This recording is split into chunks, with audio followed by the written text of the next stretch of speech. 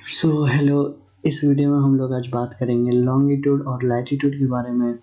Video and तक देखिएगा और इस वीडियो के लास्ट में मैंने कुछ क्वेश्चंस भी रखे हैं आपके लिए ताकि आप ज़रा पढ़ें और ज़रा पढ़ाई पे ध्यान दें। ठीक है, तो चलिए वीडियो की तरफ। तो आज का हमारा टॉपिक है लैटिट्यूड एंड लॉन्गिट्यूड। ठीक है, सबसे पहले हम लोग ये जान लें कि हमारा जो अर्थ है, जिसके बारे में जो हम लोग पढ़ते हैं, स्टडी करते हैं, ज्योग्राफी, वो आखिर क्या है। ज्योग्राफी जैसे मैंने आपको पहले भी बताया, बट मैं फिर से ये बता दे रहा हूँ कि मैंने आपको ये बताया था कि ज्योग्राफी 2 वर्ड से मिलकर बनता है। सबसे पहले जियो और दूसरी ग्राफी। ठीक है, तो ये दोनों वर्ड से मिलकर बनती है ज्योग्राफी। ठीक है, तो अब ज्योग्राफी किसे कहते हैं? तो ज्योग्राफी हम लोग कहते हैं स्टडी ऑफ अर्थ।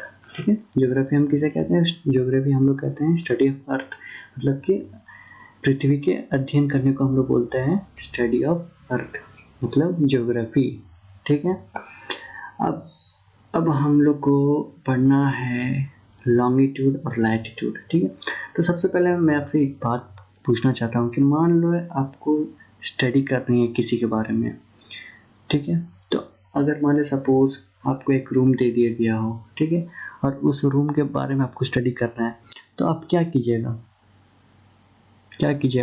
सबसे पहले तो आप रूम का शेप पता कीजिएगा कि रूम कौन सा शेप का है, रेक्टेंगुलर है, सर्कल है, स्क्वायर है, किस शेप का रूम है आपका। ठीक है, और सेकेंडली आपको जब आपको उसका रूम का शेप पता चल जाएगा तो आप क्या कीजिएगा, उस रूम का कुछ पैरामीटर्स सेट कीजिएगा, है कि नहीं? कुछ ना कुछ आप उस रूम का पैरामीटर सेट कीजिएगा, जैसे कि उसका लंबाई, चौड़ाई, लेंथ, ब्रेथ। ठीक है, अगर सर्कल है तो सर्कमफरेंस। ठीक है, तो जब आप उसका कुछ पैरामीटर सेट कर लीजिएगा, उसका लेंथ और ब्रेथ आप सेट कर लीजिएगा, तब आप उसका निकालेंगे एरिया। ठीक है, आप उसका क्या निकालिएगा? Area निकालिएगा, volume निकालिएगा। ठीक है, एंड सो ऑन। ठीक है, तो उसके लिए आपको क्या चाहिए? सबसे पहले आपको ये जानना पड़ेगा कि आखिर हम लोग का जो रूम है उसका शेप क्या है। फर्स्ट बात आपको ये जानना होगा कि हम लोग का जो रूम है उसका शेप क्या है। सेकेंडली आपको ये बात जानना होगा कि क्या पैरामीटर सेट है। ठीक है, समझ गए होंगे ये बात? चलिए,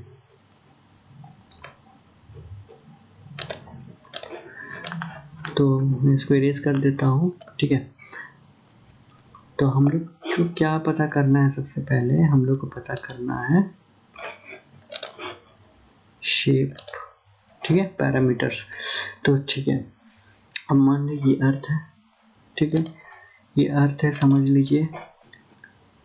तो इस अर्थ का हम लोग को पहले क्या पता करना होगा? शेप, कि अर्थ आखिर किस शेप का है। ठीक है, तो अर्थ किस शेप का है भाई, किसी को पता है क्या?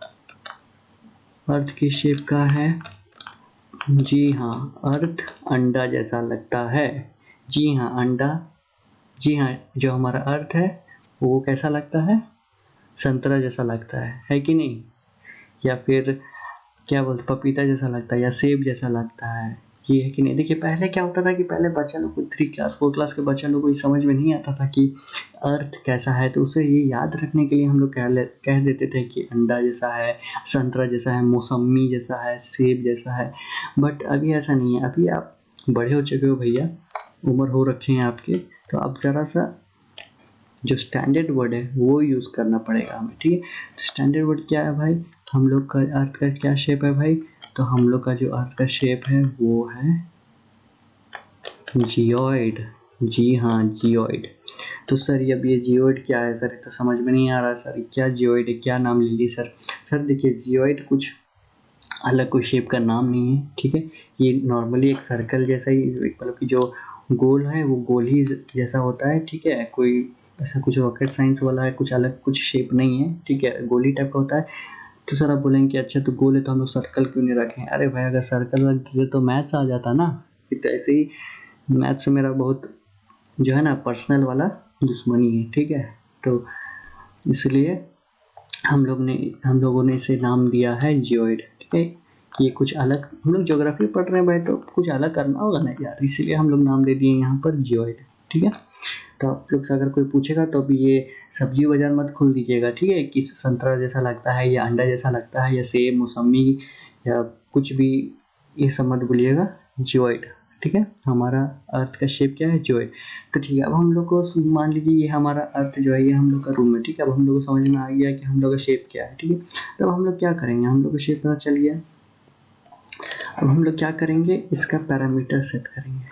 क्या करेंगे, पैरामीटर सेट करेंगे, ठीक है। तो हम लोग पैरामीटर कैसे सेट करेंगे, जैसे हम लोग रूम का पैरामीटर सेट किए थे लंबाई और चौड़ाई, ठीक है, लेंथ और ब्रेथ, उसी तरह हम लोग इसमें भी कुछ पैरामीटर सेट करेंगे, ठीक है। तो देखिए इसमें भी हम लोग कुछ दे देंगे लंबाई चौड़ाई। देखिए ये है हम लोग का चौड़ाई, ठीक है। तो अब जैसा कि जानते हैं कि इसका जो हर शेप है अर्थ का, तो हर जगह पे शेप है अलग अलग है। तो हम लोग एक जगह शेप, अगर एक जगह ही सिर्फ लाइन खींचते हैं तो ऐसा बात नहीं बनेगी, ठीक है। तो हम लोग क्या करते हैं, हम लोग पूरा ही अर्थ पे हम लोग इस तरह से शेप, इस तरह से हम लोग लाइन खींच देते हैं, ठीक है। ये एक ऐसा लाइन खींच देते हैं, ठीक है। और हम लोग इसी तरह से एक दूसरा लाइन खींचते हैं, ठीक है, सीधा सीधी। देखिए कुछ इस तरह से हम लोग दूसरा लाइन खींचते हैं, ठीक है। ये दूसरा लाइन हम लोग यहाँ पे खींच दिए, ठीक है। ये हम लोगों ने लाइन खींच दिया कुछ इस तरह, ठीक है। तो हम लोगों ने दो लाइन खींच दी, एक है वर्टिकल लाइंस, देखिए ये है हमारा वर्टिकल लाइंस, ये है हमारा हॉरिजॉन्टल लाइंस, ठीक है। तो दो तरह के लाइंस हम लोग ने खींचे हैं यहाँ पर, एक है वर्टिकल्स और ये है हॉरिजॉन्टल, ठीक है। तो ये जो हॉरिजॉन्टल लाइन है ना, रेड कलर के जो मैंने हॉरिजॉन्टल लाइन, देखिए जो रेड कलर के हॉरिजॉन्टल लाइंस है, ये हॉरिजॉन्टल लाइंस को हम लोग बोलते हैं लैटिट्यूड, ठीक है, इसे हम लोग बोलते हैं लैटिट्यूड। और ये जो वर्टिकल्स लाइन है, वर्टिकल लाइंस है, देखिए ये जो वर्टिकल लाइंस है इसे हम लोग कहते हैं लॉन्गिट्यूड, ठीक है। तो समझ में आई बात आपको, समझ में बात आई है आपको। ये देखिए ये जो हम लोग लाइन वर्टिकल लाइंस जो है, ये वर्टिकल्स लाइंस हम लोग बोलते हैं लॉन्गिट्यूड, और जो ये लैटिट्यूड है ये हो गया हमारा हॉरिजॉन्टल लाइन, ठीक है। चलिए अब हमें समझ में आ गया कि शेप क्या है और इसका क्या पैरामीटर हम लोग सेट किए हैं, ठीक है। तो पैरामीटर हम लोग सेट किए हैं ये लैटिट्यूड और लॉन्गिट्यूड, ठीक है। अब चलिए अब हम लोग बात करते हैं लैटिट्यूड लॉन्गिट्यूड के बारे में, ठीक है। तो जैसे कि मैंने एक ड्राइंग बनाया है, देखिए जैसे कि मैंने ड्राइंग बनाया है, ठीक है। यहाँ पर एक लाइन इधर और एक इस तरह से, हम ये जो वर्टिकल्स लाइन है, देखिए जो वर्टिकल लाइन्स है ये अर्थ के बाहर नहीं जाएगा, ठीक है। थोड़ा हमारा ड्राइंग खराब है, क्या करे यार, आर्टिस्ट तो नहीं है ना भाई, क्या क्या करें भाई, आर्टिस्ट भी बन जाएंगे अब, कितना कुछ कर सकते हैं। अब ये है हमारा हॉरिजॉन्टल लाइंस,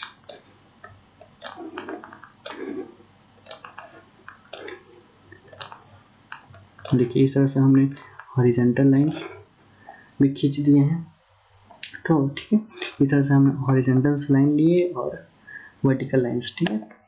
तो देखिए अब इसमें क्या है ना फंडा, कि जिस जगह पे ये हॉरिजॉन्टल लाइन और वर्टिकल लाइन कट करता है ना, इस जगह को हम लोग बोलते हैं कोऑर्डिनेट्स, इस जगह को हम लोग क्या बोलते हैं, कोऑर्डिनेट्स, ठीक है। तो जैसा कि आपने बहुत सारे मूवीज़ में देखा होगा कि मान ले सपोज कमांडो मूवी में आपने देखा होगा कि वो बोलती है वहाँ से हीरोइन की कहाँ जा रहे हो, तो वो बोलता है कि, वो बोलती है कि कोऑर्डिनेट्स आने वाले हैं तब। तो वो कोऑर्डिनेट्स क्या है, वो कोऑर्डिनेट्स यही है, ठीक है, ये कोऑर्डिनेट्स है, ये जो दो लाइन एक जगह से जो इंटरसेक्ट करते हैं ना, इस लाइन को हम लोग बोलते हैं कोऑर्डिनेट्स, ठीक है। और इस जगह को, इसे जब हम लोग बनाते हैं तो हमें कुछ इस तरह का व्यू देखने मिलता है। देखिए कुछ इस तरह से व्यू हमें देखने मिलता है। देखिए ये लैटिट्यूड, लॉन्गिट्यूड, ठीक है।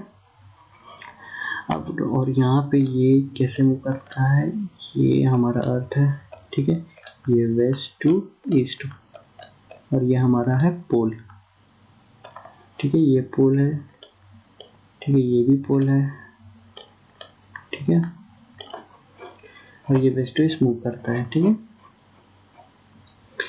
अब हम लोग इसमें बहुत सारे जो लाइन है, ठीक है, अब यहाँ देखो, यहाँ बहुत सारे लाइन है, ठीक है। इस लाइन में एक जो लाइन है ना, ये है, देखो ये है हमारा 0 डिग्री, ठीक है। ये जो लाइन है ना, ये अब देखिए, जैसे कि हम लोग का अर्थ बहुत बड़ा है, तो हम लोगों ने क्या किया, अर्थ को दो पार्ट में डिवाइड कर दिया, ठीक है। जो ऊपर वाला पार्ट है ये है 0 डिग्री, ठीक है। तो जो हमारा ऊपर जो 2 पार्ट में डिवाइड हो गया है, ठीक है, ये लाइंस जो है ये एक 0 डिग्री आता है, जिस जगह पे हम लोग का जो अर्थ है वो 2 डिवीजन में डिवाइड हो जाता है। ऊपर वाला पार्ट को हम लोग बोलते हैं नॉर्थ हेमिस्फीयर, और जो नीचे वाला पार्ट है उसको हम लोग बोलते हैं साउथ हेमिस्फीयर, ठीक है। ऊपर वाला पार्ट को नॉर्थ हेमिस्फीयर, नीचे वाला पार्ट को साउथ हेमिस्फीयर, ठीक है।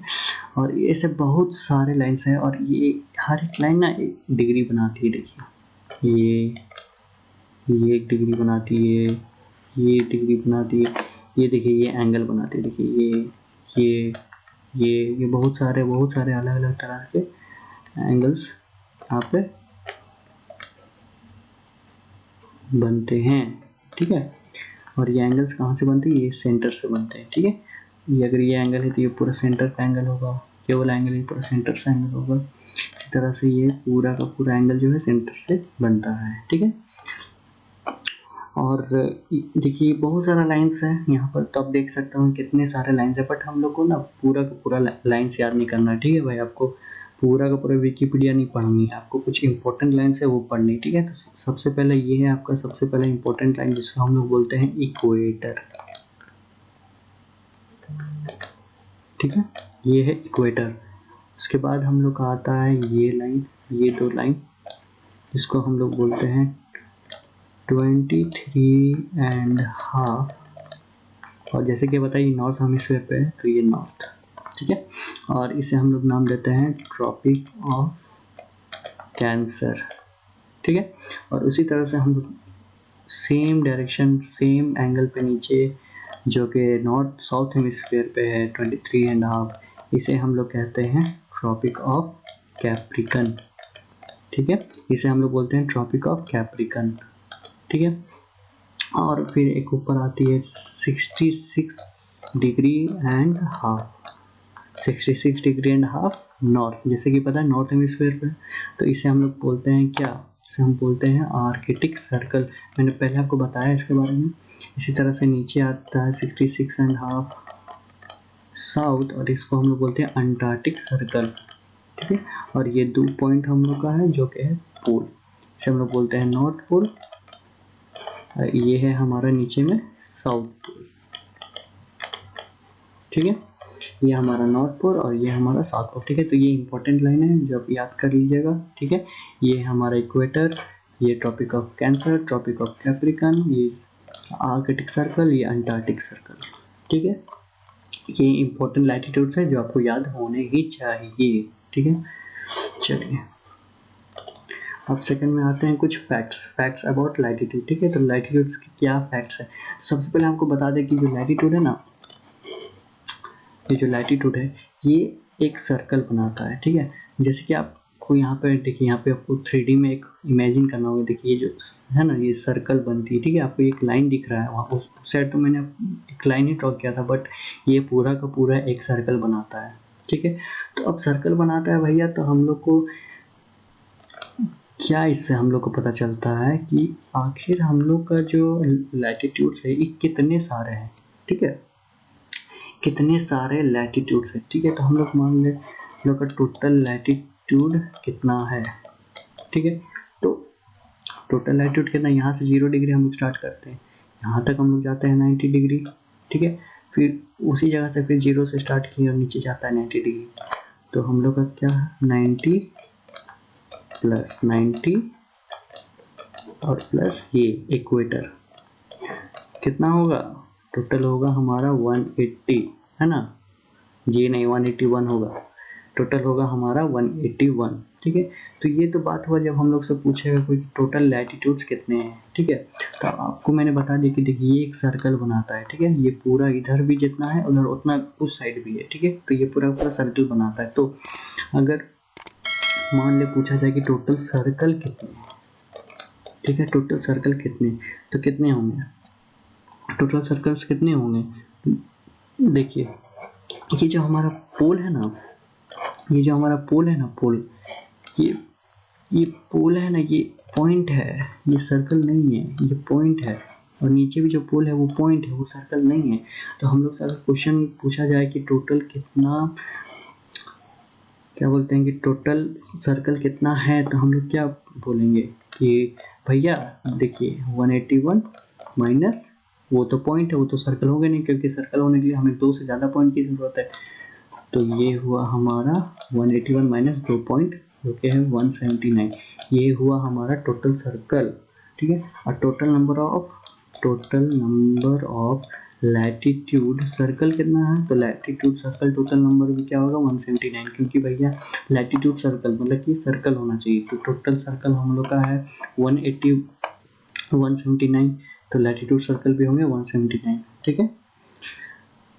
अब इसमें एक सबसे बड़ा सर्कल भी होगा, ठीक है, एक सबसे बड़ा इसमें सर्कल जिसको हम लोग बोलते हैं ग्रेट सर्कल। और ये ग्रेट सर्कल कौन सा है, 0 डिग्री। ये जो 0 डिग्री है ना, इसे हम लोग बोलते हैं ग्रेट सर्कल, ठीक है। ये 0 डिग्री को हम लोग बोलते हैं ग्रेट सर्कल, क्योंकि ये सबसे बड़ा सर्कल है।